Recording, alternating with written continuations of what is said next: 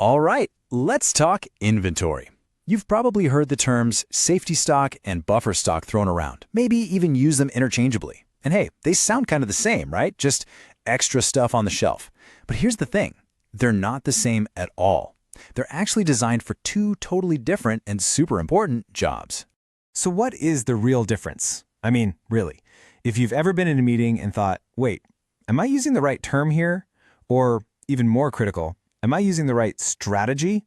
Well, you're in the right place. We're going to break this down and make it crystal clear. Okay, so the easiest way to get your head around this is to think of them as shields, right? Both are these inventory shields that protect your business. But here's the key. They protect you from totally different kinds of attacks. One is all about guarding your production line, and the other is about protecting your relationship with your customer. So, let's grab that first shield. We're talking about shielding the supply chain. So, what is safety stock? At its core, it's the extra stuff you keep on hand specifically to handle hiccups in your supply chain. It's your just-in-case pile. What if a supplier's truck gets a flat tire? What if a machine on the factory floor goes down? That's what safety stock is for. It's an insurance policy. But of course, that insurance has a premium. It ties up your cash and materials that are just sitting there. And this really drills down into its job, its scope, production, and manufacturing. The big scary risk it's trying to prevent? Production delays. A perfect example is just keeping extra raw materials around, just in case that supplier delivery doesn't show up on time. It's a shield that's pointed inward, protecting your own operations. Okay, so that's one shield down. Now let's flip the coin and look at the other side. Let's talk about protecting the customer. And this is where buffer stock comes in. Now, pay close attention to this, because this is the big switch. Buffer stock is all about handling the wild, unpredictable swings in customer demand. See? We're not worried about our suppliers anymore. We're worried about our customers. What if they suddenly decide they all need to buy your product right now? That's what buffer stock is for. And yeah, it's got its own risks too. If that big sales spike never happens, you're stuck with a warehouse full of finished products that nobody wants.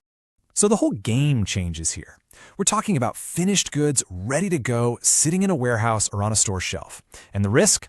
It's not some internal hiccup. It's a huge customer service failure, having empty shelves when people are clamoring to buy your stuff.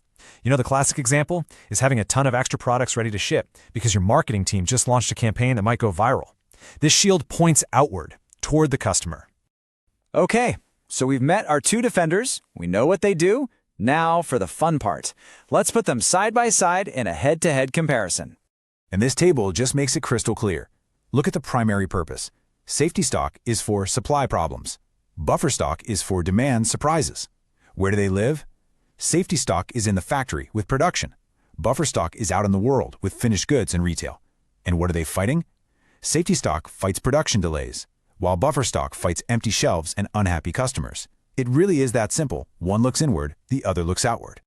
Right about now, you might be thinking, okay, I get it. Supply versus demand, inward versus outward, but so what? Why does this distinction matter so much? Great question.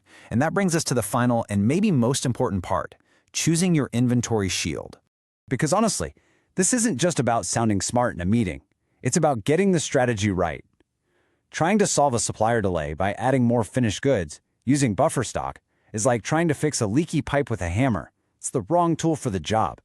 Picking the right shield for the right threat is absolutely crucial.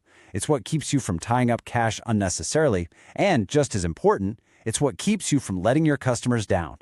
And that leaves us with one last big question to think about. In the world we live in now, with instant demand spikes and supply chains that feel like they could snap at any moment, are these two shields even enough anymore? Or is it maybe time to rethink this whole game of protection entirely? It's definitely something to chew on.